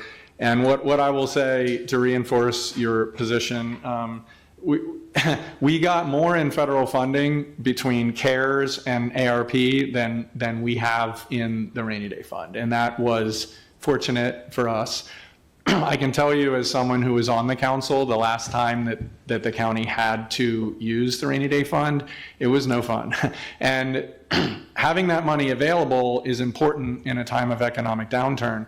But then I'll tell you, the most challenging part is once you use that money, you then want over time to build it back up. And so that's the really hard part. It took, I don't have it in front of me, but it took many years to build that fund back up once it was tapped. And so for those reasons alone, I think it's the best fiscal policy for the county to keep it at the maximum until it's used, have that money available, but then whoever's on the council at the time at the next downturn is going to face what my colleagues and I did, 10 plus years ago, and have the difficult task of not only recovering from a recession or economic downturn, but also shoring up the county's financials again for the long term. So thank you for sharing your thoughts on that, and I would urge the council to reject this amendment. Mr. Smith. Thank you, Madam Chair. Mr. Trummer, so the rating agencies, how do they look at the rainy day fund versus what was the fund I mentioned earlier? I'm drawing a blank. Because if it's not designated as fund balance, how do they look at our fund balance versus the rainy day fund? Wouldn't they still see on our books, if it was fund balance, this excess of additional funding that could be used for anything at that point? I take your point. Why would they rate us down when our bank balance sheets are still showing available money to be allocated for something? So fortunately for both of us, I've been through enough of the rating agencies where I can confidently answer this, whereas if you had asked me this 4 years ago, I would have been a little nervous, but I'm more confident now because I've been through these. The rating agencies look at a variety of factors, and there's three that we use: Fitch, S&P, and Moody's, thank you, Monday morning. And they each have their own, proprietary algorithms and metrics to make their ratings. But what I can share with you is that they look at the county's reserves in an aggregate in total. And those reserves include the money in the revenues reserve fund. They're very interested in our fund balance, not only what we generate, but what we program, how we use it, because one of their fears is they don't want a jurisdiction to reprogram fund balance into recurring costs, which we're very careful not to do. They also look at our ability to raise revenue if we were in a pinch. And because we're all in Anne Arundel, we're fortunate to have tax rates that not only are below our peers, but are on the income tax side below what we're enabled to raise if we had to. That's the unrealized revenue that's out there. So they look at all those things together. And we try and present a solid front on all of that as an aggregate because we want the AAA bond rating, and now we have a track record with them and we've got it. So there's not one specific thing. It all feeds into their machine that spits out what the rating should be. And then I'll also share with you that is the objective part. Their algorithm or their metrics is the objective part, but then they have a subjective component where they ask us questions of, what's the county's philosophy with this, or given your track record here, how do you intend to deal with this, right? So they're also kind of grading us based on the county's actions, not only in the past, but going forward. So that's a long, convoluted way to say it's all considered together, and it's showing a weakness in any of those things would make me nervous because I want to when we go forward with them, with our finance team and budget team and everybody, we want to present a strong front. So that's why I shared with Councilmember Rodvian that it would make me a little bit nervous to have to explain why we, to their view, in their view, probably arbitrarily decided not to fund $2.6 million. Ms. Hummer? But, Oh. I'm sorry. Mr. Smith? Oh, but whether it's fund balance or rainy day, doesn't it still come back? We're involved in that process. The rainy day fund is more important because that is a dedicated fund where we track that. The fund balance is obviously more episodic, and it depends on several factors, but one of them is either under expenditures or under expenditures from the previous year, or overachieving revenues, right? All of those things are good, but that's less ironclad than the money that the county dedicates to the rainy day fund. So to me, that's our flagship, and then everything else is supportive to that. So I would say the rainy day fund is the most important thing in terms of reserves. Ms. Hummer? So, and I appreciate Ms. Rodvian's, sentiments that we have many needs in the county and we'd love to meet them, but I may be wrong on this, but I don't think I am. The benefits we get from having a AAA rating probably offset any money we might save from this to spend on other things, because with AAA ratings, we get better rates on things, we get more opportunities. Do you think financially it's probably? I couldn't, council member, I can't give you an apples to apples comparison, but I can say the county does realize a benefit because we get the lowest interest rates on our debt. And it also signifies to investors or anyone doing business with the county that we've kind of got the seal of approval, the gold star, if you will. So there is a direct financial or fiscal benefit. There's also the indirect one of being a AAA county. There's only 50 odd some out there in the nation. So when we're trying to do something, whether it's 100% fiscal or whether it's just, in general, there is an intangible benefit there as well. Thank you. Yeah, that's pretty good. Thank you. This is achieving that AAA bond rating, and the work that this council did some of us did in our first term is some of the work that I am particularly most proud of. It's more difficult to talk about. It's not a ribbon cutting at a school or something like that, but it is what I believe we are here to do. And we came to the 8% ceiling unanimously on this council in our first term, and I am pleased that we're able to maintain that level of funding. So I would urge my colleagues to not support this amendment. Seeing no other comments, Madam Secretary, please call the roll on amendment number 60. Mr. Smith? Nay. Mr. Volkey? Aye. Ms. Hummer? Nay. Ms. Fiedler? Aye. Ms. Rodvian? Nay. Ms. Ledbetter? Aye. And Ms. Pickard? Nay. 3 in the affirmative, 4 in the negative. Amendment number 60 has failed. Now, it is my understanding we are gotten through all the amendments for Bill 3324. Yes, Madam Chair. Am I correct? Okay. We're going to move on to Bill number 44-24, amendment number 1. Madam Secretary, please read amendment number 1 to Bill. I'm going to read in the bill first, if you don't mind. Oh, sure. Thank you. Bill number 4424, an ordinance concerning construction code, Department of Inspections and Permits, fees. Thank you. There is one amendment or two amendments to this bill. Madam Secretary, please read in amendment number 1. Amendment number 1, this amendment removes the automatic adjustment of fees in the construction code and grading permit fees and requires a report every 2 years calculating the amount of those fees if adjusted by the Employee Cost Index for total compensation for state and local government workers. Thank you. This is my amendment. I'm not sure if there were meant to be co-sponsors, but we did meet individually with. Madam Chair, this is an administration amendment. Oh, I'm sorry. It is?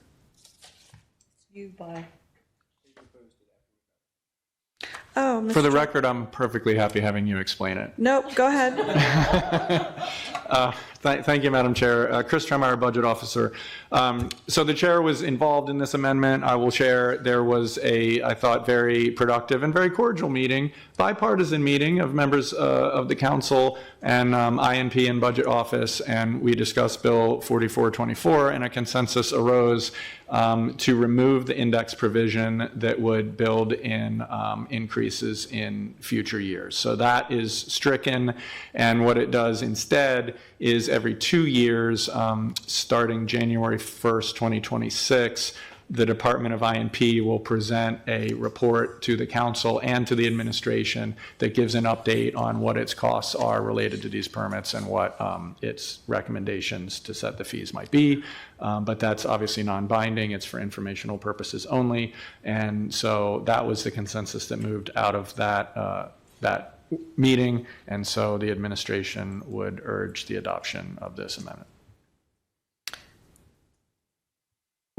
Is there a motion to adopt? Or I'm making a motion to adopt. Second. Are there any questions from my colleagues?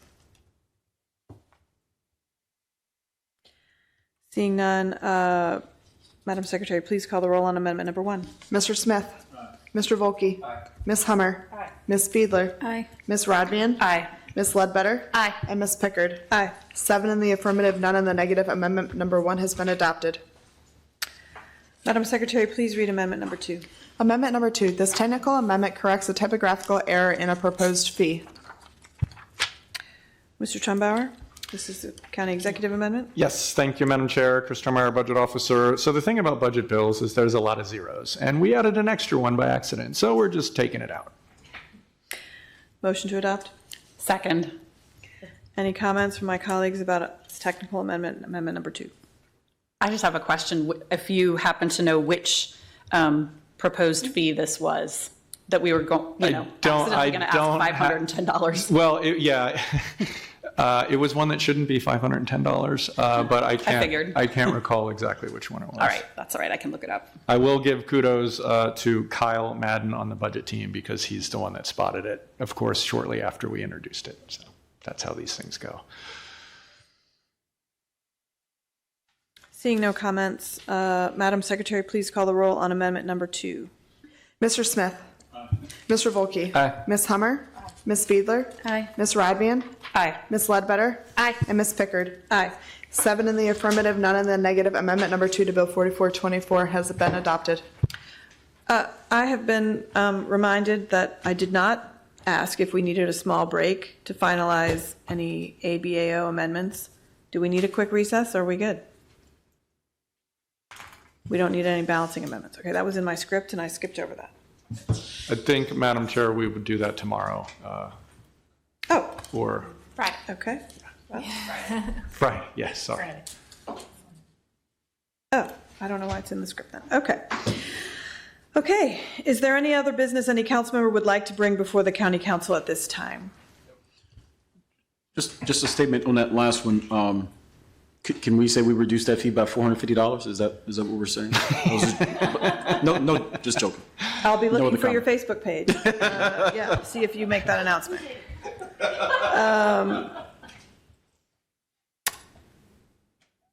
I would like to discuss very briefly the potential need to start our June 17th and July 1st Legislative Council meetings an hour earlier. I'm looking to my Region 4 colleagues based on region planning. This would be the time to make a public statement about that so that we can schedule appropriately. We publicly state start at 6. Is there concurrence? We need to start at 6 p.m. on June 17th and July 1st. I concur. Based on the amendment activity. Okay. May I have a motion to adjourn? Is there a second? Second. All in favor? Aye. Opposed? The motion carries. The county council is adjourned until July 11th, 2024 at 11 a.m. June 11th, you Oh, said sorry. July. Oh, July, that's my birthday. Yeah. We also didn't discuss is 11 a.m. Are we good for 11 a.m. Yes. tomorrow? Yep. Okay. the council will adjourn until June 11th, 2024 at 11 a.m. when we will meet virtually to allow for a presentation of the county executive's final supplemental amendments to the proposed FY25 budget. Thank you. Have a great day, everybody.